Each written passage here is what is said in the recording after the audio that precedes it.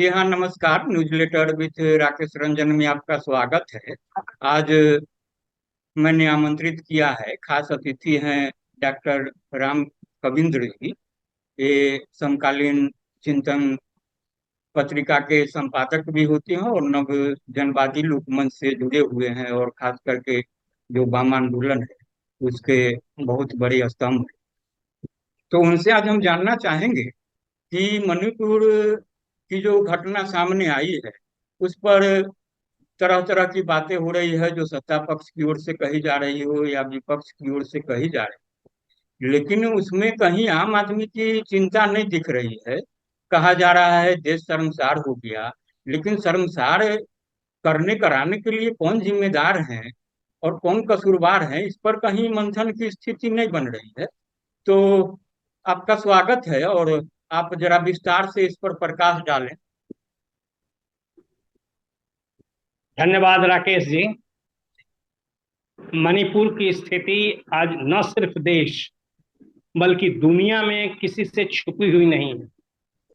अभी 2 दिन पहले जो घटना हुई है, जिसमें 2 महिलाओं को, शुरुआती दौर में तो उसके परिवार के भी सदस्य हैं, भाई हैं, उनको नंगा करके सड़क पर परेड कराया जा रहा है और प्रतिरोध करने पर उसके भाई की हत्या कर दी जा रही है। परेड करने के दौरान उसके अंगों से खिलवाड़ किया जा रहा है और अंत में उसको खींचकर खेत की तरफ, जंगल की तरफ ले जाया जा रहा है, जहां उसके साथ बलात्कार होता है। यह है इस घटना का एक संक्षिप्त रूप। जी। और इस घटना ने पूरे देश को आक्रोशित कर दिया है। परसों रात से यह वीडियो वायरल हुआ है। कल मैंने देखा सुबह में, और उसके बाद से मैंने जहां जहां लोगों से बात की, चौतरफा आक्रोश है। और इस शहर में भी कल यही डिमना चौक पर आदिवासी नौजवानों ने एक प्रदर्शन किया, और कल फिर साक्षी चौराहे पर महिलाओं का एक प्रदर्शन है, जिसमें हम लोग भी शिरकत करें। जी। यह एक अवस्था है। तो सर, जो अवस्था है, जो देखिए, बातें हो रही है, लोग सामने आ रहे हैं, प्रतिरोध हो रहा है, लेकिन हमारा कहना यह है कि जो राजनीति जिस चश्मे से उसको देख रही है, अब आप देखेंगे कि घटना हो गई, इस बात पर बहस नहीं हो रहा है कि घटना क्यों हो गई, कैसे हो गई।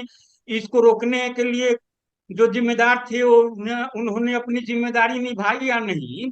चर्चा इस बात की जा रही है कि भाई वीडियो वायरल जो हुआ है इसी समय क्यों हुआ है, इसका मकसद है विपक्ष ने इसको कुछ ऐसा किया है। इतने 2.5-3 महीने से जो मणिपुर में जो कुछ हो रहा है वो कहीं कुछ छिपा नहीं है, सब खुली किताब है। उस पर प्रधानमंत्री ने कभी दो शब्द बोलना मुनासिब नहीं समझा। गृह मंत्री थे, वो आते जाते रहे, बाद के दिनों में जब स्थिति नहीं संभल रही थी तो कहने को विपक्ष की बैठक भी बुलाई गई। तो आप अगर विपक्ष की बैठक बुला रहे हैं और वहां सलाह सुझाव मांग रहे हैं, और अगर विपक्ष कह रहा है कि भैया वहां पर राष्ट्रपति शासन लगाइए, कुछ तो उनकी बातें नहीं सुनी गई। आज के तारीख में जब इतनी बड़ी घटना हो गई तो जो प्रधानमंत्री भी आते हैं तो वो भी कहीं इस बात के लिए नहीं यह मानने को तैयार नहीं हो रहे हैं कि इसके लिए केंद्र दोषी है या राज्य सरकार दोषी है। वो कहते हैं हमारा मन बहुत आहत हो गया, देश बहुत आहत है, जो दोषी है उनको सजा मिलेगी। फिर यह भी कहते हैं कि राज्य सरकार के मुख्यमंत्रियों से हमारी अपील है कि भाई आप जो है कानून व्यवस्था को और सुदृढ़ करें। मतलब इनके लिए यह विषय बहुत गंभीर नहीं हो रहा। आप मणिपुर की सरकार को सलाह दे सकते हैं, सुझाव दे सकते हैं, तो वैसा तो कुछ नहीं हो रहा। तो हमारी चिंता वहां है जो राजनीति जिस तरीके से हो रही। आप आप बिल्कुल ठीक कह रहे हैं। जी। यही सबसे चिंतनीय बात है। अब इस पर जरा ध्यान दीजिए। जी। बहुत संक्षेप में हम लोग मणिपुर के घटनाक्रम को देखें। जी। घटनाक्रम शुरू होता है 19 अप्रैल को। मणिपुर हाईकोर्ट एक फैसला देता है, जिसमें सरकार को निर्देश देता है कि मैतेई समुदाय को आदिवासी घोषित करने की प्रक्रिया शुरू करने की दिशा में कदम बढ़ा है। ये एक पुराना विवाद है।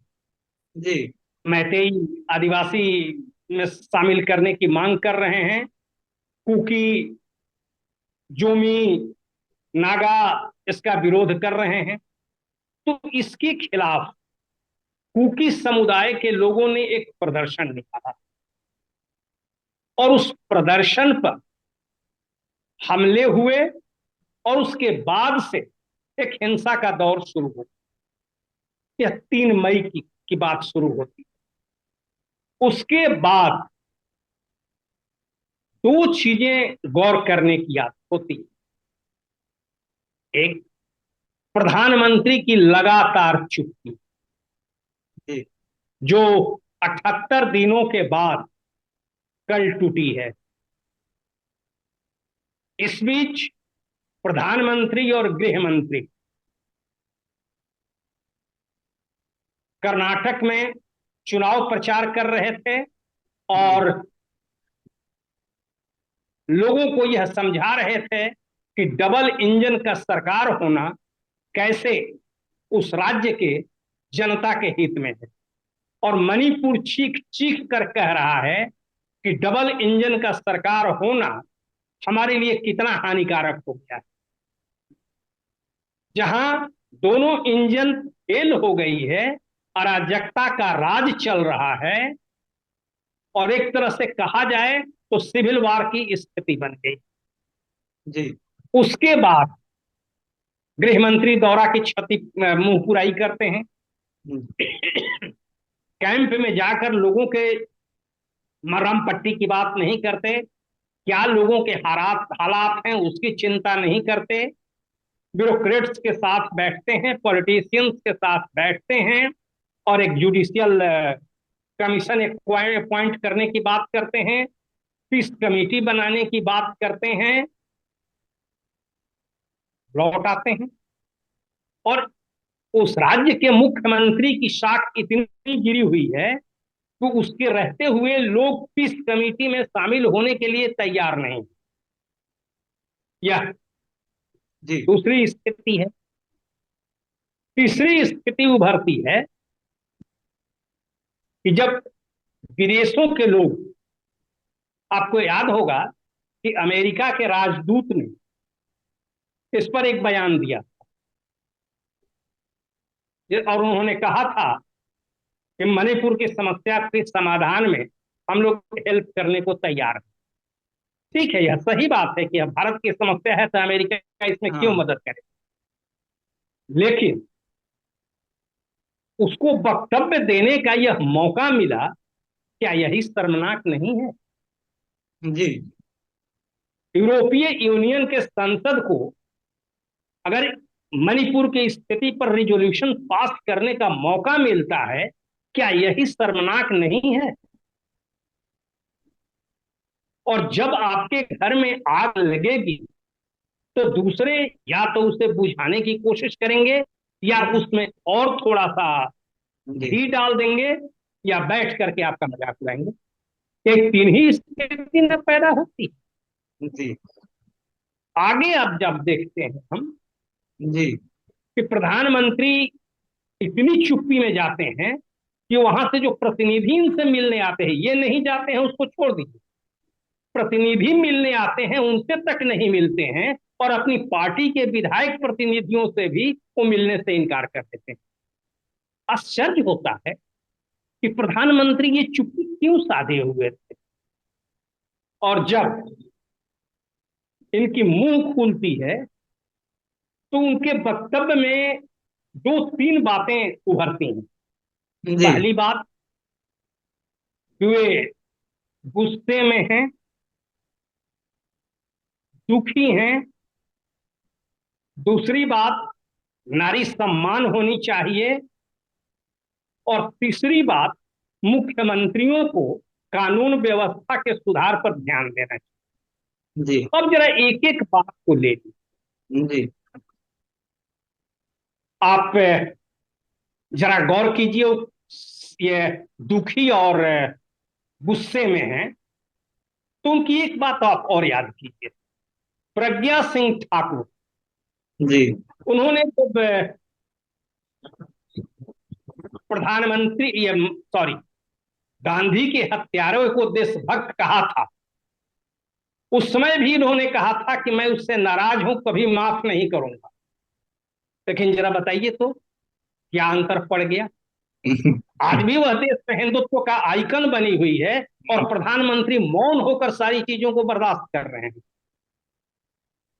तो इसलिए दुखी और गुस्से में होने की बात महज एक हास्यास्पद बात बनकर रह जाती। दूसरी तरफ नारी सम्मान। अब इनके नारी सम्मान का चरित्र देखना हो तो गुजरात को याद कर लीजिए 2002 में। हाँ, और बेशक। वो आज तक बिल्किस बानो का भूत इनको परेशान कर रहा है।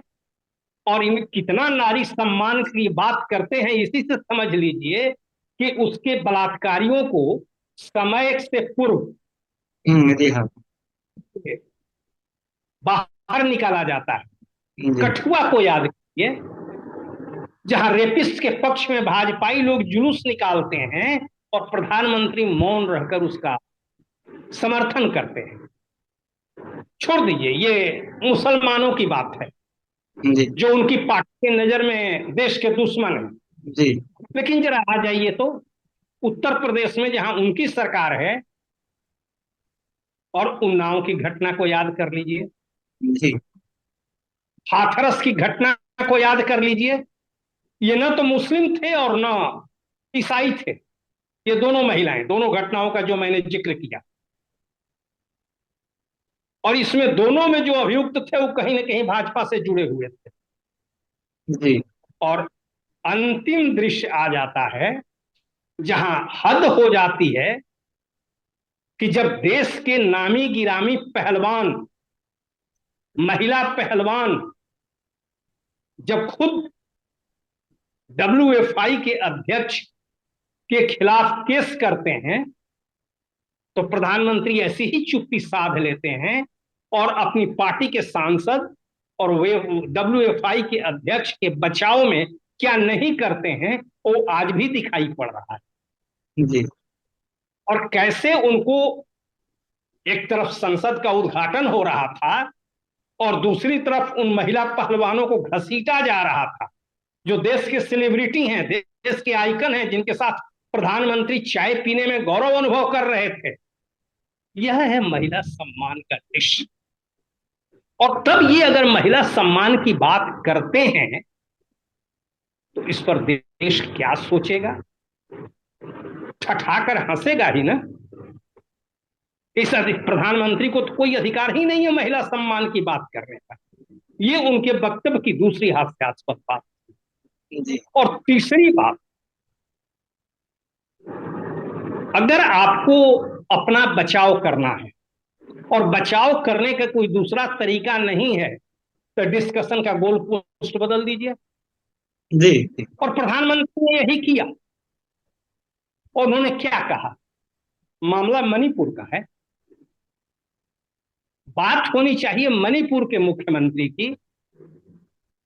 लगातार डिसमिसल की मांग हो रही है मणिपुर के मुख्यमंत्री की, और वो जनरल निर्देश दे रहे हैं सभी राज्यों के मुख्यमंत्रियों का, हवाला दे रहे हैं राजस्थान और छत्तीसगढ़ और मणिपुर। जी। यह तो एक तरह से पूरे मामले को गोल मटोल ढंग से उलझा देने का मामला है। और दूसरे को कहते हैं कि ऐसे मामलों में राजनीति नहीं करनी चाहिए।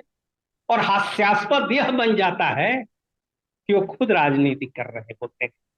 और वो राजनीति होती है, अपने को बचाते हैं, अपने अपराधी मुख्यमंत्री को बचाते हैं, अपनी पार्टी को बचाते हैं, और जनता को बेवकूफ समझने की गलती। यह उनके वक्तव्य की स्थिति है। वक्तव्य के बाद भी सर जो कुछ हो रहा है उसमें जो बातें आई, मामला 4 अप्रैल का है ना, और फिर चार उसका मई एफ का, 4 मई का। 4 मई का उसका FIR हाँ, में करीब 10 दिन लग जाता है। ठीक है, अलग अलग जीरो 18 मई FIR को होता वगैरह है, सब 14 कुछ होता है। दिन। अभी कही जा रही है बातें कि भाई हाँ। कार्रवाई हो रही थी, सब कुछ हो रहा था, अचानक गिरफ्तार भी कर लिए जाते हैं। पहले एक आरोपी गिरफ्तार होता, फिर चार गिरफ्तारियां हो जाती है। तो आप कैसी कार्रवाई हो रही थी भाई? आपकी शासन व्यवस्था जो चल रही है वो थी कहाँ? हो आखिर अचानक जो पकड़ में आ गया, उसी घटना के 2 दिन बाद जब एफआईआर हुआ, जब भी हुआ हो, तो उस दिन क्यों नहीं पकड़ में आ गई? तो कहीं ना कहीं से तो मंशा छिपी हुई नहीं है। और आज भी जो हो रहा है, जो संसद में 2 दिनों से गतिरोध है इस मुद्दे पर, अब विपक्ष कह रहा है कि भाई सब काम को रोकिए, आप मणिपुर पर चर्चा कर लीजिए, और चर्चा होने के बाद प्रधानमंत्री को इस पर जवाब देना चाहिए। अब प्रधानमंत्री तो एक काम करेंगे नहीं, क्योंकि एक बार उनको जो बोलना था वो बोल चुके हैं। अब कह रही है, सत्ता पक्ष का कहना है कि भाई विपक्ष जो है चर्चा में नहीं आना चाहती, हम चर्चा को तो तैयार हैं, गृह मंत्री आके जवाब देंगे। तो अब तक जो देश ने देखा है पूरे मणिपुर मामले में, ठीक है कि प्रधानमंत्री के बाद गृह मंत्री हैं तो उनका वजूद और सब जो भारतीय संविधान के हिसाब से है, तो उन्होंने क्या कर लिया और कहाँ तक विधि व्यवस्था को संभाला, सब कुछ किया, ये तो देश देख चुका है। तो अब तो रही बात, कुल मिला के तो प्रधानमंत्री को ही आना होगा ना सामने। तो जो हो रहा है उससे तो कहीं नहीं है, और लग रहा है कि भाई अब आज के तारीख में देश की जो जनता है, जो जनता का भी अब कई वर्ग तरीके से खड़ा हो रहा है सर। अब जो है ना, आदमी की चेतना जो है, चेतना शून्य करके और भीड़ में आदमी को बदल देना, यह जो प्रयोग हुआ है ना करीब 9 साल में, वो चाहे मीडिया के माध्यम से हो जाए या फिर तरह तरह के माध्यम जो है उसके माध्यम से, तो अब तो जहां सवाल और चर्चा जिस विषय पर होनी चाहिए सीधे नहीं होके आजू बाजू कुछ न कुछ होने लगता है कि ठीक है ना, कि कोई गिर गया, कोई घायल हो गया, तो उसका इलाज कराना जरूरी है, तो उसको करे देख के चलता ठीक से तो थोड़े गिरता। यह जो हो रही है, जो बातें हो रही है, तो ये तो चिंता का विषय है, और इसमें एक तबका तो है जो बहुत चिंतित है। तो आखिर रास्ता क्या हो? आप थोड़ा इस हाँ। पर भी प्रकाश हाँ। डालिए। हाँ। हाँ, एकदम आपने ठीक सवाल पूछा है। रास्ता क्या है, इस पर आने के पहले जी। हम एक चीज पर और प्रकाश डालना चाहेंगे। जी। जैसे आपने कहा, घटनाक्रम को आपने एक बार सजाया, हम उसको फिर दोहरा देते हैं। जी। 4 तारीख को घटना होती है मई में, जी। 18 मई को एफआईआर होता है, जी। 18 जुलाई को पहली गिरफ्तारी होती है, और लगातार 4 गिरफ्तारियां अब तक हो चुकी जी। हैं। यही सिनेरियो है। जी। अब जरा इसके पैरेलल एक दूसरा सिनेरियो को आप ध्यान दीजिए, तब आपको इसका जवाब मिल जाएगा। जी। इसका जवाब यहां से शुरू होता है कि जैसे ही ये वीडियो वायरल होता है, तो अचानक सुप्रीम कोर्ट गति में आ जाता है। और आप कल ही के चीफ जस्टिस का बयान देखिए। जी। चीफ जस्टिस स्वतः संज्ञान लेते हैं, सॉलिसिटर जनरल को बुलाते हैं, या लगभग 10 साढ़े 10 बजे के बीच यह बात हो रही है, और वो बोलते हैं कि सरकार इस पर अपनी नीति की घोषणा करे, कार्रवाई हमें करके बताए, और नहीं तो हम कार्रवाई शुरू करेंगे। क्या आप समझते हैं, एक जनतंत्र में यह बहुत छोटी बात है? जी। इस जनतंत्र में जनता का प्रतिनिधि कौन है? हाँ तो सर। मुख्यमंत्री, प्रधानमंत्री, या सीजेआई? लेकिन आश्चर्य की बात और शर्मनाक बात है इस जनतंत्र के लिए कि प्रधानमंत्री को गति में लाने के लिए चीफ जस्टिस को चाबुक चलाना पड़ता है। यह इस बात को गौर की, और यही इसी चाबुक का असर है कि मणिपुर में भी थोड़ी गति तेज हो गई। ये जी। 3 4 की गिरफ्तारी हुई। और इसी बीच एक फैक्टर मैं आपको और बता दूं। जी। वह फैक्टर है, मैं देख रहा था सोशल मीडिया में आया। कितना इस पर यकीन किया जाए, मैं इसकी गारंटी नहीं कर जी। सकता, जी।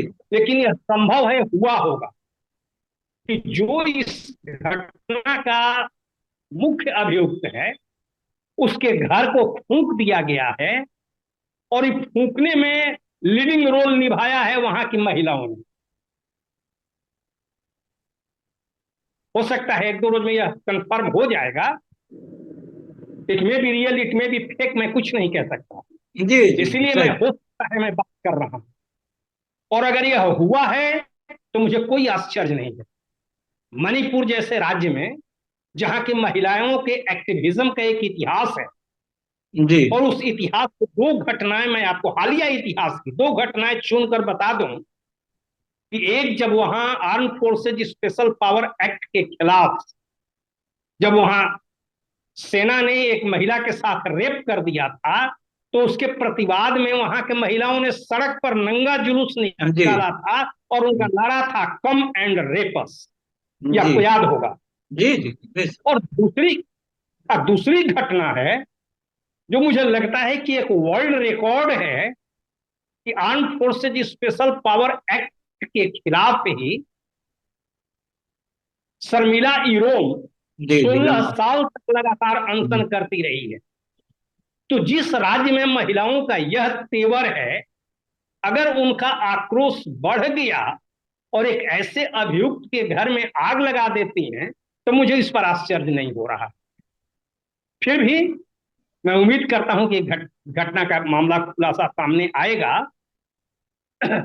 यह इन सारे फैक्टर्स को सामने लाइए, और तब आपको आज जो गति बढ़ी है उसका कारण समझ में आने लगेगा। और उसी में संसद का सत्र भी है। और जी तब यह अचानक नहीं है कि भाजपा के एक बड़े नेता, बिहार से ही मैं नाम ले लूं, रविशंकर जी, हाँ यह सवाल मीडिया में उठा रहे हैं कि इस टाइमिंग पर ध्यान दीजिए। पूरा देश, पूरी दुनिया प्रधानमंत्री की चुप्पी पर ध्यान दे रही है, और वो महज टाइमिंग का सवाल उठा करके सारे मामले को कंफ्यूज कर रहे हैं। मैं ये कहना चाह रहा हूं कि यस यस मिस्टर रविशंकर, ये टाइमिंग का ही सवाल है कि प्राइम मिनिस्टर 78 दिनों तक मौन क्यों रहे। जी आपको तो जवाब इसका देना चाहिए। गृह मंत्री सफल क्यों नहीं हो पा रहे हैं। अब रही बात रास्ते की, आप रास्ता निकालने के पहले इस बात पर गौर कीजिए कि कन्फ्लिक्ट क्यों है। जी जी और जब कारण आप समझ जाएंगे, किसी भी बीमारी में होता है, जब आप डॉक्टर के पास जाते हैं तो वो डायग्नोसिस करता है, जी और जब वो डायग्नोज कर लेता है तो उसके अनुसार दवा ये करता है, और तब जाकर बीमारी ठीक होती है। तो आप एक चीज तो आप देखिएगा कि पूरे ये नॉर्थ ईस्ट में एथनिक डाइवर्सिटी का मामला और एथनिक क्लैश का मामला लगातार होते रहता है। अलग अलग ट्राइब्स में भी होता है, और सेंटर के खिलाफ भी होता है। जैसे अलग अलग ट्राइब्स की घटना का, इसके पहले मैं एक उदाहरण आपको बता दूं जी कि 1992 में एक बार इसी तरह का क्लैश हुआ था। जी और जब अटल जी प्राइम मिनिस्टर थे 1998-99, उस समय भी हुआ था। और वह मैतेई और कुकी में नहीं हुआ था, जी वह कुकी और नागा में हुआ था। तो ये क्लैश वहां होते रहते हैं। जी और मुझे लग रहा है कि इस क्लैश के पीछे जो राज्यों का, जो जनता के अंदर एक डेवलपमेंट हो रहा है, पॉलिटिकल कंसंसनेस का डेवलपमेंट, जिनमें सबके अंदर एक अपना नेशनलिटी ग्रुप इमर्ज करने की आकांक्षा, फ्रॉम ट्राइबलिज्म टू नेशनलिज्म, जी और एक नेशनलिटी इस रूप में उभरने की आकांक्षा। तो जो पहले से जगे हुए लोग हैं और जो पीछे जग रहे हैं, उनके बीच एक क्लैश हो रहा है। यह एक फैक्टर है जो इंटर एथनिक क्लैश की बात है। जी दूसरा, अभी के क्लैश पर आप गौर करेंगे तो जी मामला उठा आदिवासी पहचान के लिए। तो आदिवासी पहचान के रूप में क्या है, अभी एक पूरे हिंदुस्तान के मामले में एक ट्रेंड मैं दिखाऊंगा। जी उस ट्रेंड पर आप गौर कीजिएगा तो यहां भी आपको हो सकता है कुछ रोशनी पड़ जाए। जी अब जैसे हमारे यहाँ अभी दौर क्या चल रहा है, अभी आंदोलन चल रहा है कि हमको दलित जाति की, अनुसूचित जाति में शामिल करो। जी। अभी दौर चल रहा है कि हमको पिछड़ी जाति में शामिल करो। ऐसे गुज्जर आंदोलन, जाट आंदोलन राजस्थान और ये हरियाणा में ये चले हैं, और इसके पीछे मकसद है आरक्षण।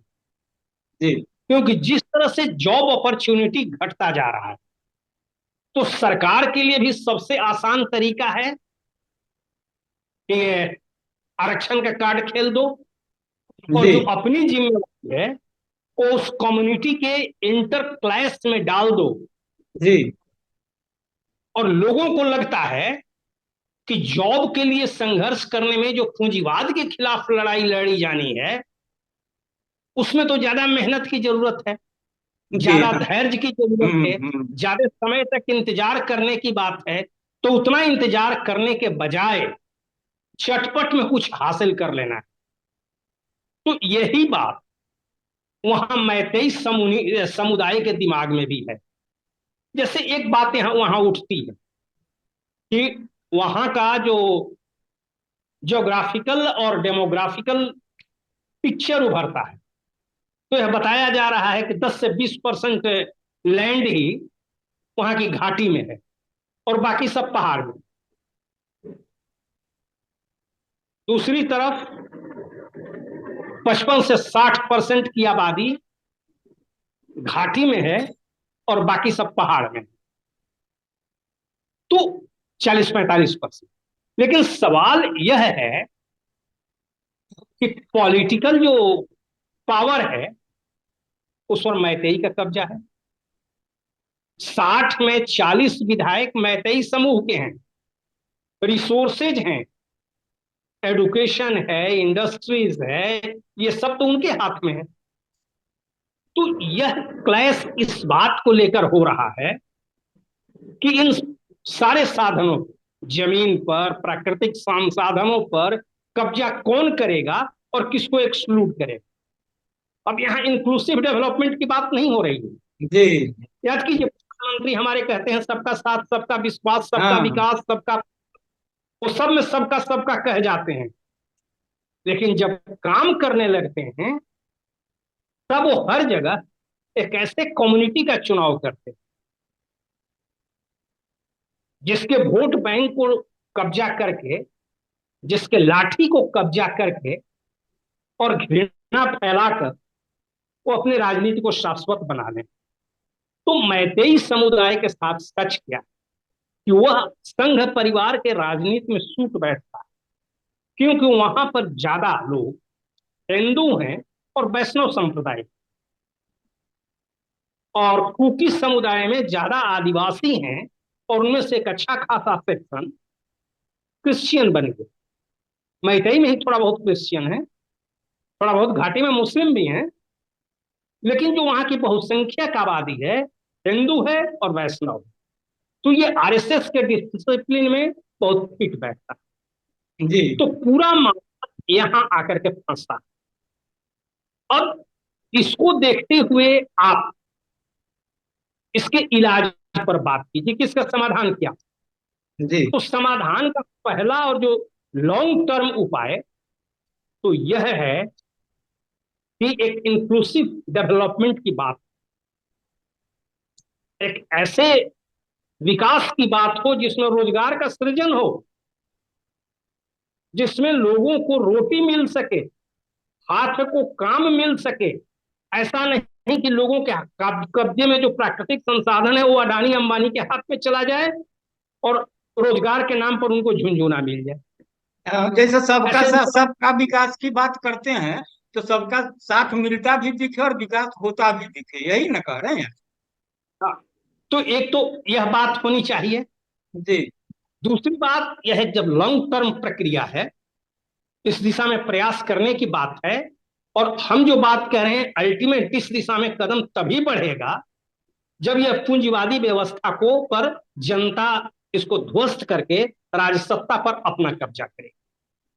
इस बीच में तात्कालिक समस्या के समाधान के लिए हम लोगों ने कुछ उपाय बताए। जी। इसको साझा नागरिक मंच ने थोड़ा काम किया है। जी। आप जानते हैं कि शहर में हम लोग एक साझा नागरिक मंच करके जी एक ज्वाइंट फोरम जी बनाकर काम कर रहे हैं। जी उस फोरम ने 5 सुझाव रखे हैं। जी उनमें हम एक एक बात आपको बता देते हैं। जी उन पहला सुझाव हमारा है, या कहिए पहली मांग हमारी है, कि मणिपुर की जनता के अपराधी बीरेन सिंह सरकार को अविलंब बर्खास्त जी करें। इसके रहते कुछ नहीं होगा। जी क्योंकि आप कल्पना कीजिए ना कि जब राजा ही क्रिमिनल के साथ मिल जाए, जी करेगा, जी ना वो निष्पक्ष रह जाएगा। जी दूसरी मांग हमारी है, बहुत सारे लोग आज मांग कर रहे हैं कि राष्ट्रपति शासन लागू किया जाए। हम लोग इस बात से सहमत नहीं हो पा रहे हैं। राष्ट्रपति शासन लगा देने से क्या हो जाएगा? जी बीरेन्द्र सिंह की जगह पर अमित शाह के हाथ में बागडोर चली जाएगी। तो हाँ, क्या हम अभी लोग तक हम हम यह लोग मान की लें? दुश्वारियां भी बढ़ जाती है सर, हम लोगों की दुश्वारियां बढ़ जाती है, राष्ट्रपति शासन कोई। जी हाँ, अब क्या यह मान लें कि वीरेंद्र सिंह जो कर रहे हैं उसमें ये मोदी और शाह की कोई सहानुभूति नहीं है, ये तो उनका खुली कोई किताब है, समर्थन नहीं है? ये तो खुली किताब है, दिख रहा, हाँ, दिख रहा। ये मेरा मानना है कि अगर बीरेन्द्र सिंह अपराधी है, उसकी सरकार को डिसमिस किया जाए, तो गृह मंत्री भी उसके सह अपराधी हैं, जी और इनका भी रिजाइनेशन लिया जाए।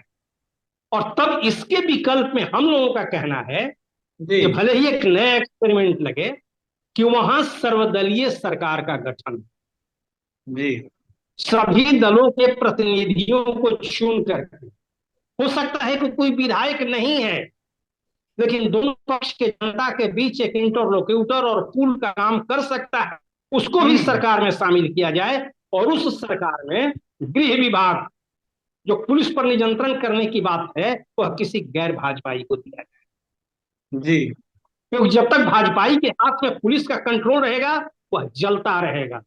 जी लगाने परिवार।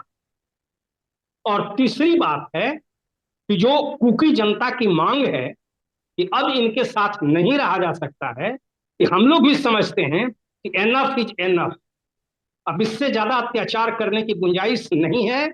और ये कुकी बहुल क्षेत्र में मणिपुर से अलग एक स्वायत्त प्रशासन की व्यवस्था की जाए। उस स्वायत्त प्रशासन की व्यवस्था क्या होगा, क्या होगी, इस बात पर एक विमर्श करने की जरूरत है।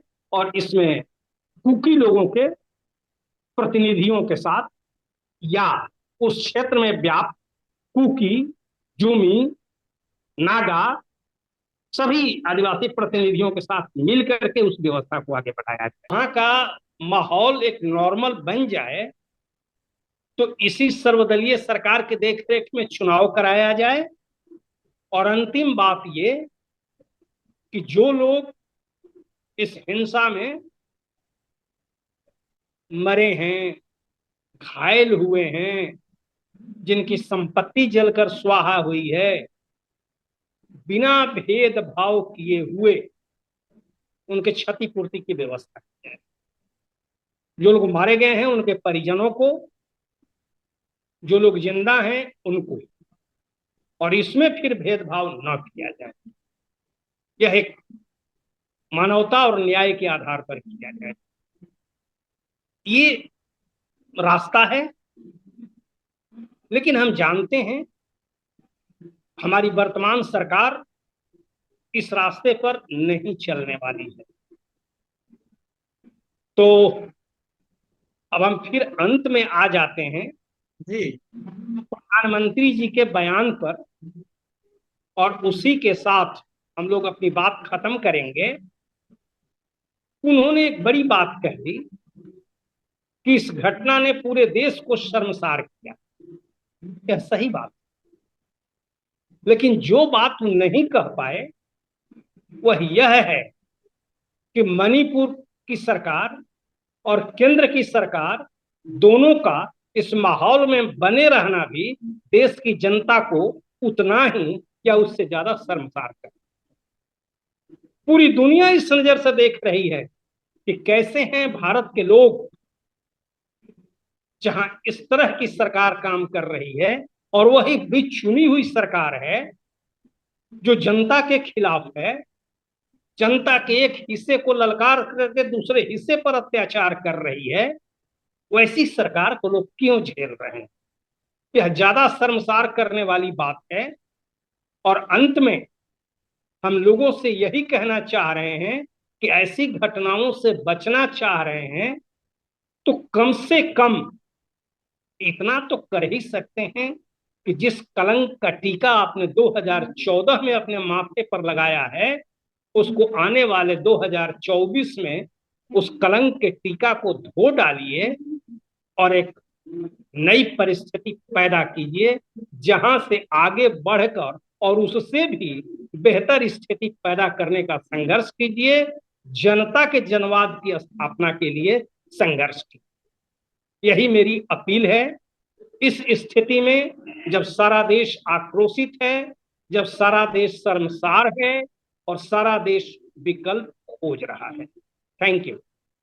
तो सर, कहा गया है कि जो सरोकार की बातें हैं ना, उससे बेखबर रहना जो है बहुत अच्छी बात नहीं होती है ना। जो सरोकार है उससे बाखबर रहिए।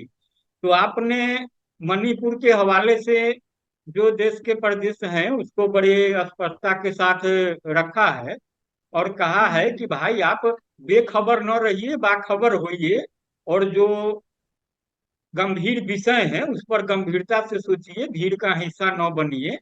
ठीक है ना। और यही देश हित में भी है। और तो आपका बहुत बहुत धन्यवाद सर, आपने समय निकाला। और मेरा आग्रह रहेगा कि आपको समय समय पर यूं ही हम गंभीर मुद्दों पर राय रखने के लिए रखेंगे, जिससे लोगों का, हम लोगों का जो मार्गदर्शन हो सही तरीके से। तो आपका बहुत बहुत आभार।